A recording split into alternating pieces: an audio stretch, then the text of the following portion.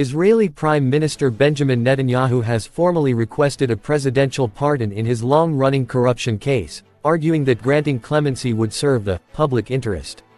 In a letter addressed to President Isaac Herzog, Netanyahu wrote that his trial has become a focal point of fierce controversy, adding that he carries broad public and moral responsibility and recognizes the wider implications for the country. Although he insisted that it remains in his personal interest to prove his innocence in court, Netanyahu claimed that the public interest dictates otherwise. The letter was submitted Thursday and made public on Sunday. Herzog, who alone holds the authority to grant pardons, confirmed receipt of the request and said he would review it with great care and responsibility. Netanyahu's one-page appeal did not include an admission of guilt or any commitment regarding his political future. He continues to deny all charges of bribery, fraud, and breach of trust. The request marks a significant reversal for Netanyahu, who has long argued that the indictments would collapse and that he would ultimately be vindicated in court. He emphasized the need for unity, writing, "Faced with the security challenges and diplomatic opportunities before the State of Israel, I am committed to healing the rifts, achieving national unity, and restoring public trust in the state's institutions." Sharp political reactions. Opposition leaders swiftly condemned the move.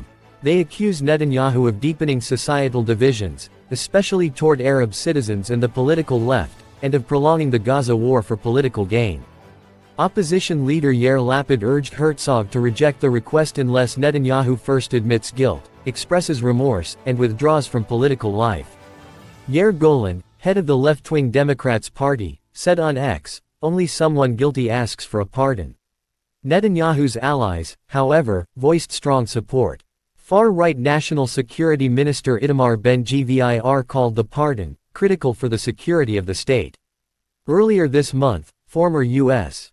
President Donald Trump also intervened, sending a letter to Herzog urging a full pardon for Netanyahu, praising him as a formidable and decisive wartime prime minister. A Channel 12 poll in mid-November found that 48% of Israelis oppose an unconditional pardon, while 44% support it. Legal context and the charges. Under Israeli law, the president's pardon powers are discretionary, though pardons are typically granted only after conviction. Scholars warn that intervening before or during a trial risks bypassing the judicial system. Netanyahu is the first sitting prime minister in Israel's history to face criminal prosecution. His trial began in May 2020 and involves 3 cases. The most serious alleges that he provided regulatory benefits worth over $250 million to businessman Shaul El